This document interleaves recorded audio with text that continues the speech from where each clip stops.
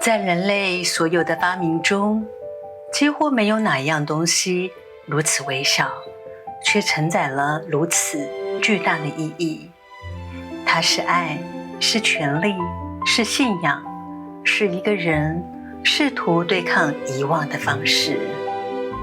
一个圆，没有起点，没有终点。我是奎娜，这里是尼诺多。这一集我们一起探索戒指是如何从古代文明一路演变成现代最重要的珠宝之一。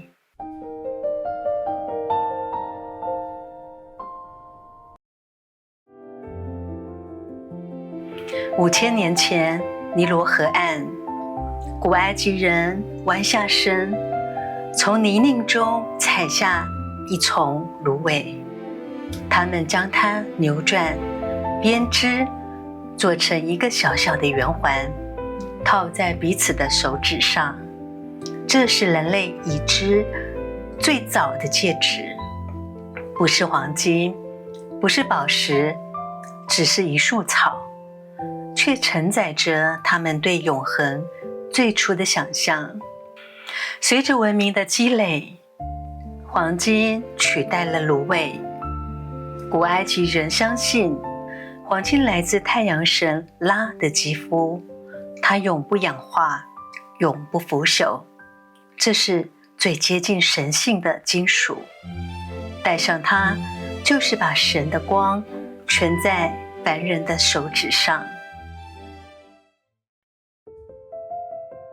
古罗马人相信左手无名指的深处藏着一条直通心脏的静脉，他们称它为爱之静脉。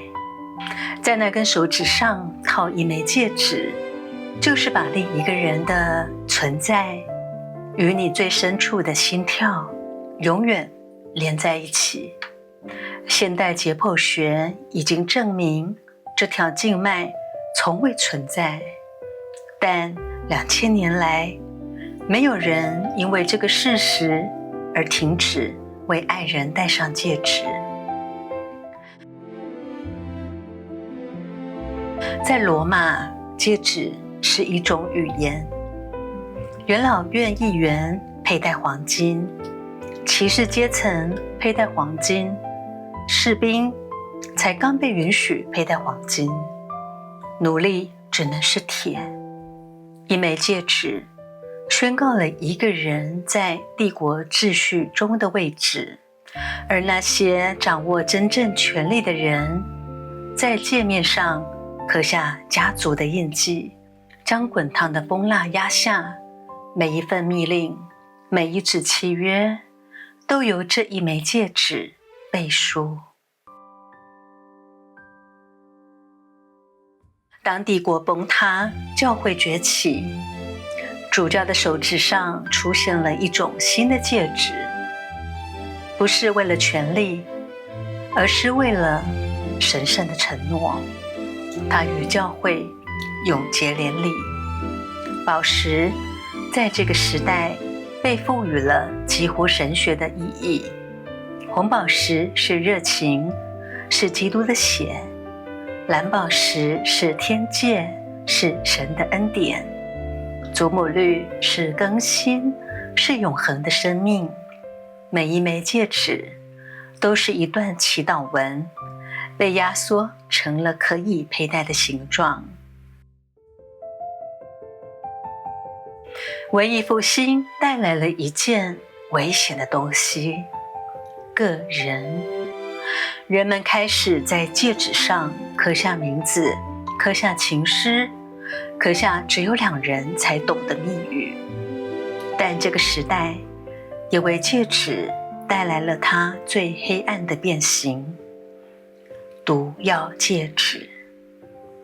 戒面之下一个微小的空间，足以藏下一个秘密，或是一个人的死亡。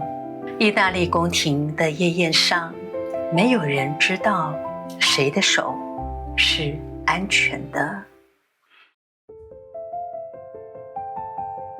1839年，年轻的阿尔伯特亲王从口袋中取出一枚戒指，戒面是一条盘绕的蛇，镶着维多利亚女王的诞生时祖母绿。他把它戴在女王的手指上，那一刻，蛇不再是危险的。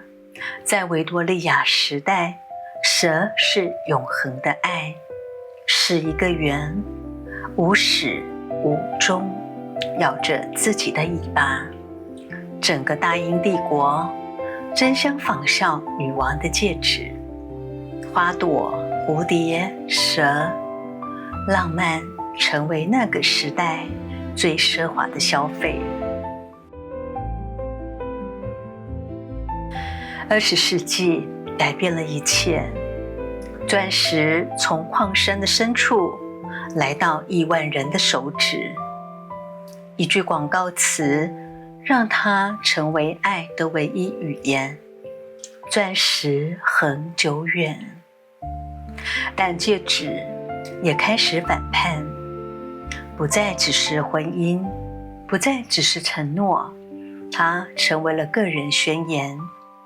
你可以一次戴上10枚，可以左手戴，右手也戴，可以是男人的、女人的，或者只是你自己的。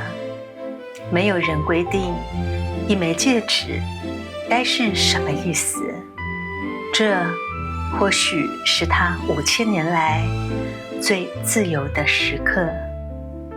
5000年过去了，芦苇变成了黄金，黄金刻上了印章，印章藏进了毒药，毒药盘成了蛇，蛇化成了钻石，钻石回到了每一个人的手指，而那个圆始终是同一个圆，没有起点，没有终点。